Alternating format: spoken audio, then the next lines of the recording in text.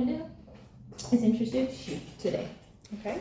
So, my name is Kelly. I'm the Executive Director of Cardinal Community House, and I have with me today... I'm Bylle Jo. I am the recent... You're going to start over. No, we're leaving them bloopers.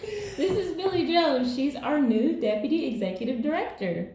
Hello, everyone. This is her introduction video. So we're making this video because Bylle Jo is into her role. I think, what time is it? It's about 3:30 right now. So you're probably getting close to 16 hours in. Yeah, about 16 hours. 16 hours in, second day on the job. Well, actually, technically it's your third day, but yesterday was a holiday. Right. So you didn't get much experience yesterday, but already learning lots, learning fast. And I want to make this video because I want to talk about how your experience has been so far. Okay. So, from the last 16 hours of on-site presence versus, what your understanding was during the interview process and, thinking things over. Right. How has your impressions changed? I don't feel like it's changed a whole lot yet. I feel like I'm just barely tipping my toes into the water of what CCH is. I've gotten a wide breadth of visuals in the last 2 days that I've been at the facility, but I really do feel like I'm just barely touching the surface with meeting the clients, finding out about how we do things behind the scenes. So it has changed a bit, but I have a feeling it's going to change a lot more. Do you feel shocked by anything yet? No, a lot of the things that I feel like maybe you thought I was going to be shocked about were things I sort of expected. Yeah. So I've dealt with lots in my past, and I feel like this really circumferences a lot of my past experience, and I'm enjoying it quite a bit so far. You're just like reassuring me that we've made the right pick because we did not scare her off. So I thought this would be a good opportunity to kind of do some education. One of the things that we're big on here is after starting the state's first respite center for the unsheltered and individuals who are experiencing housing insecurity, learning more about what those challenges looks like.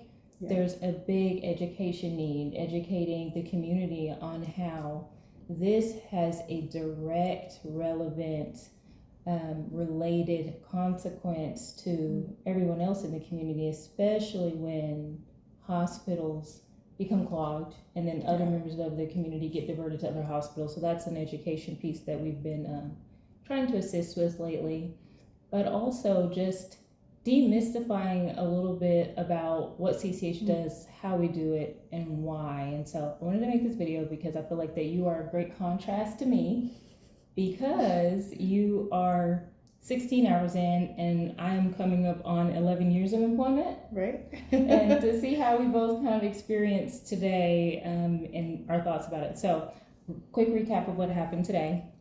We get to work. Well, yesterday we were off, but we fielded tons of referral questions, and we had an urgent one come through, very delicate situation, and we wanted to do our very best to produce an outcome that would respect someone's wishes. And of course, I can't say too much. We respect individuals' privacy a lot around here, but long story short, we worked through the off day yesterday, trying to get an arrangement for this individual that would accomplish their wishes, their desire. So we get here this morning. As soon as we hit the ground running, we get the news that we're in the back, needed emergency medical situation. We walk in, and what do you see? I see, fluids, and a very sad scene of a deceased individual. Mm-hmm. I walked in and I saw my site manager doing his best to bring back a pulse, doing compressions, and I don't know why, like, you kind of switch into this mode of just like almost like an android, like non-human, like very much protocols. So I was just noticing like the rate of the compressions. I was just thinking about like CPR training, and I was seeing like the depth, and I could hear the breaths. So that's kind of what I remember from today. It's like, okay, good. And it was less like of a human sort of like, oh my goodness. It was very much like step by step. And then I remember thinking, this is coming in, Yeah. you know, they take over. And they call it, but you know what's strange about that whole thing, and I'm happy to know that you haven't been traumatized by it. No. It's the strangest thing for me because not only am I not traumatized by it, I do get some strange peace from it. I think I was more traumatized when I was told a story when we were just thinking about starting the respite program. I was told this story about this individual who had either a low vision or he was completely unsighted, and that he was kind of a regular in unsheltered communities. Mm. And he was getting, like, I think some disability benefits or something like that. So he would have like a community, but maybe a community that was there for, you know, what he could offer. I might be reading into the situation. I might be adding details that, you know, piqued my little heartstrings to think that this guy was just like, I don't know. But what I do know happened is that he was over near a gas station and he passed away. Mm.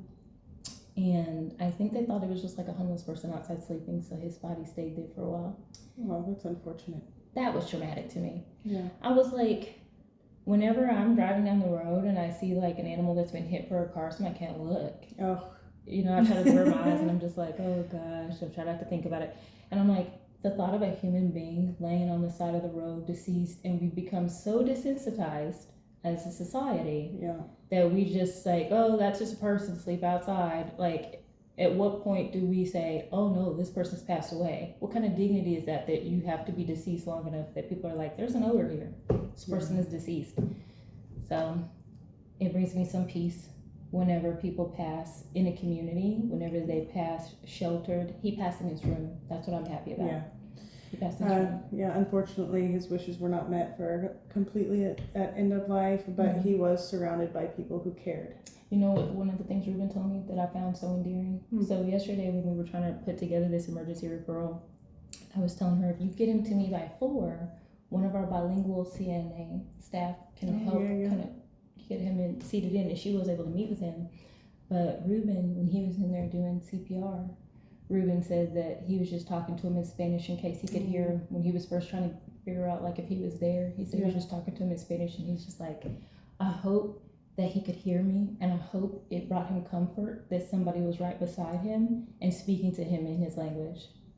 You have to hope that it brings some modicum of comfort. So I like that. And so, and in this situation, he was terminal. That's why we were trying to do what we were trying to do.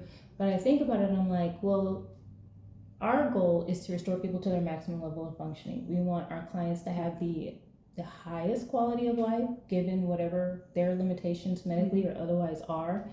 But at the end of the day, it's true for all of us that we're going to pass away. So then our goals and our perspective is every single human being deserves to be surrounded by people who care. Yes. That if you're not moving, we're coming to you and we're saying what's going on. We care. We want to know that you're okay, and you have that dignity piece of it as well. Mm-hmm.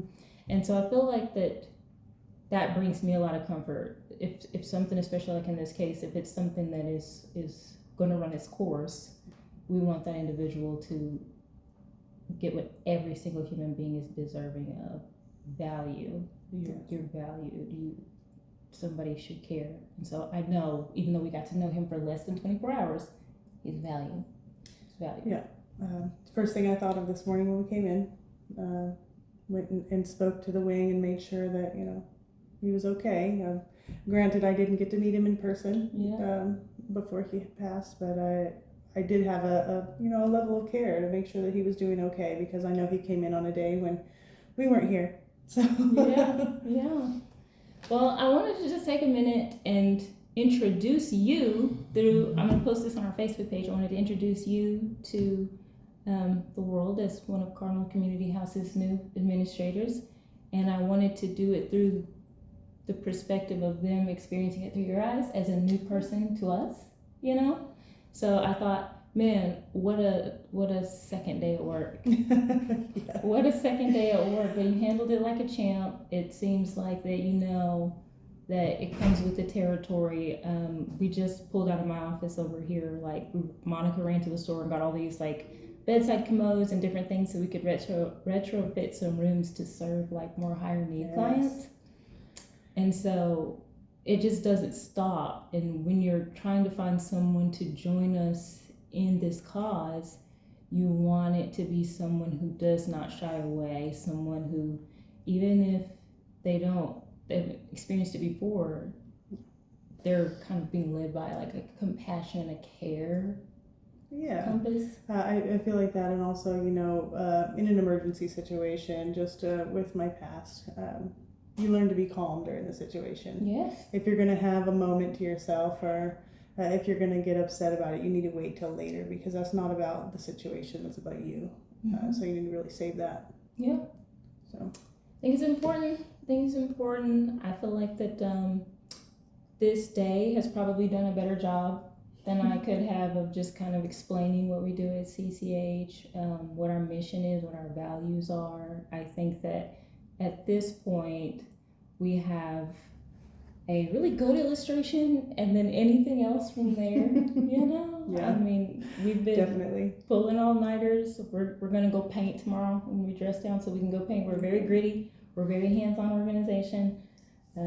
We do what must be done, and we do it until it's done, or we can't no more. Yeah, well, I'm here for it. Awesome. All right. Thank you, Billy. Yep.